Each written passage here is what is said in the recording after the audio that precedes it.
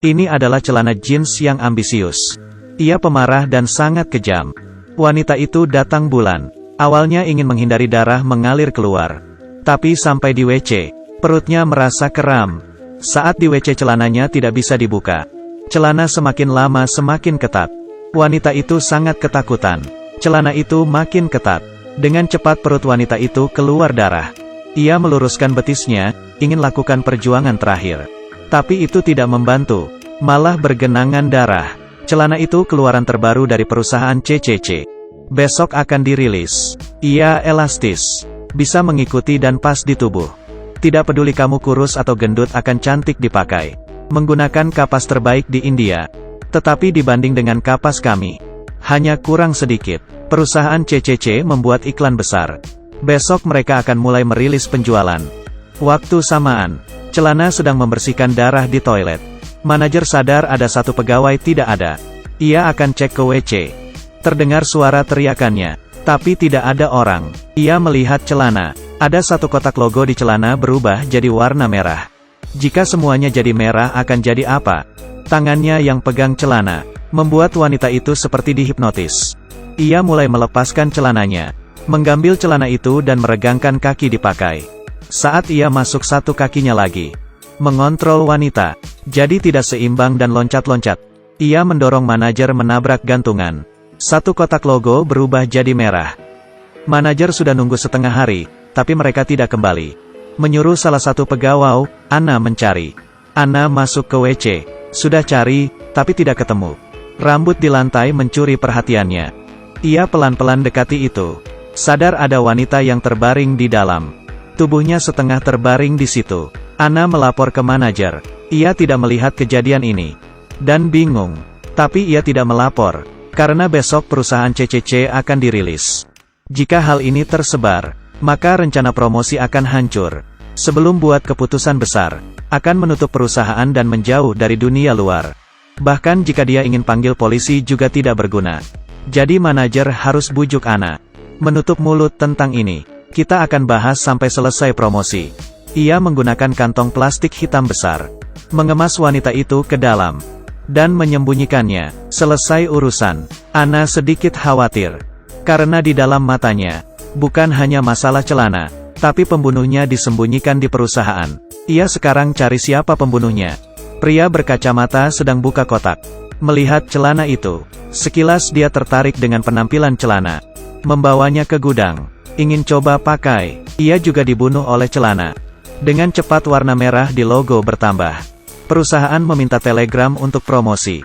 Ini YouTuber terkenal. Ia sekarang lagi mau coba. Tiba-tiba terlihat kaki celana dari belakang. Menyentuh bahunya. Celana itu tampil. Kameran terkejut. Dikira itu cara propaganda perusahaan CCC. Beberapa detik kemudian, celana mengikat lehernya. Wanita itu langsung mati. Setelah 4 kotak di logo menjadi merah. Dan menerkam semua orang. Semua jadi kacau. Di sisi lain, manajer sadar pria kacamata yang terbunuh itu. Ia dibungkus ke sebuah kotak. Saat dibuka, ia kaget dan berteriak. Ana penasaran. Kaget melihat itu. Buru-buru melapor. Karena ia merasa bahwa pembunuh hanya membunuh orang tanpa pandang bulu. Sangat brutal. Melihat Ana dengan tegas. Manajer berpura-pura setuju. Ana berbalik. Manajer membawa patung dan memukulnya. Ia sudah kesurupan. Bertekad untuk buat konferensi sempurna. Demi dapat promosi dan naik gaji, ia akan lakukan segalanya. Kemudian manajer datang ke ruang pameran. Saat buka pintu, ia kaget. Melihat celana sedang bersihkan darah. Ia pelan-pelan menutup pintu dan kembali. Tidak ingin mengganggu. Kembali ke ruangannya. Ia menemukan saingannya Lisa di sini. Keduanya selalu bertengkar. Siapa yang tidak kesal? Saat Lisa ingin buka pintu lihat keadaan. Manajer tanpa sadar menyuruhnya berhenti. Saat ia lihat celana di monitor. Untuk akhiri hidupnya, wanita itu melirik manajer dengan curiga. Buka pintu dan pergi. Dan ada suara teriakan wanita dari CCTV. Di sisi lain, pekerja sedang mengemasi pakaiannya. Tidak memperhatikan. Celananya berdiri tenang di belakangnya. Ia mendengar pembicaraan orang India. Dan melompat-lompat. Sampai teleponnya berdering. Ia berhenti menari. Ia melihat model di atas. Menatap. Ana baru sadar. Ia jalan ke ruang pameran dan lihat kamera. Memutar video. Ia melihat gambaran celana. Ternyata pembunuhnya adalah. Namun, perusahaan sekarang ditutup. Harus nunggu besok baru bisa pergi. Dan Anna mencari tempat sembunyi. Ia mencari pekerja India. Kasih ia rekaman. Ia tidak bisa berkata. Demi melindungi sendiri. Mereka masuk ke tempat yang bisa dikunci. Ruangan manajer. Tanpa diketahui. Celananya ikut ke sini. Celana yang ada di kamera. Bukan hanya makan darah. Tapi juga bisa menari. Ia sadar celana tertarik dengan pekerja India. Ia membuka lagu lewat speaker.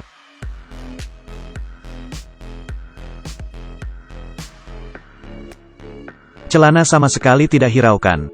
Pintu terus digetok. Saat pekerja India bicara, celana baru hiraukan. Ia menulis di tembok. Ternyata ia bukan celana. Tapi ada seorang anak India ambil kapas. Perusahaan CCC adalah perusahaan tidak bagus. Jadi saat bekerja, karena tidak ada keamanan, di mesin kapas. Saat anak itu lagi kerja, tanpa sengaja bajunya tersangkut. Tenaga anak kecil yang tidak kuat. Dengan cepat ikut masuk, tergiling dengan kapas. Tanpa diketahui, kapas itu yang menjadi bahan untuk buat celana. Rohnya juga ikut. Tahu kejadian ini, perusahaan itu sembarang, hanya memikirkan kepentingan produk. Ia tanya kepada celana, apa yang bisa mereka bantu? Celana pun terharu dan membungkuk. Di saat itu manajer menyemprot dengan apar. Celana pun kembali ke gudang. Karena celana diproduksi banyak, jadi di gudang masih ada ratusan. Manajer sudah dalam masalah, lebih mementingkan reputasi perusahaan. Saat itu, lampu koridor mati. Manajer kaget dan kembali ke ruangan. Sedangkan keduanya pergi ke gudang. Mereka pakai kamera ikuti arah darah.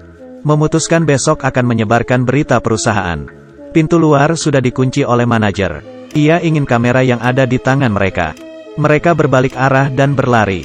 Manajer buka pintu dan mengejar mereka. Ia menemukan pekerja India. Ia ingin melindungi kamera. Karena manajer jahat, tidak mau melepaskannya. Menusuknya pakai pisau. Pekerja India pun terbunuh. Saat buka kamera, ternyata tidak ada memori. Melanjutkan pembunuhan. Dengan cepat menemukan Anna. Ia dengan sekuat tenaga mencekik lehernya. Anna pun pingsan. Tapi manajer tidak senang, karena di depannya ada 10 celana. Mengambil langkah rapi. Dengan satu kaki menendangnya. Mereka semua memakannya. Manajer jadi tengkorak. Tidak berapa lama, Anna sadar. Ia berada di pameran. Melihat celana sudah menunggu. Ia menyarankan untuk tidak menyakiti. Tapi celana tidak nurut. Berharap setiap orang yang pakai celana ini harus mati. Hari berganti dengan cepat. Pintu sudah terbuka. Semua orang menunggu di luar perusahaan CCC. Anna pergi ke pintu. Menahan mereka. Tapi tidak mampu menahan. Menunggu mereka.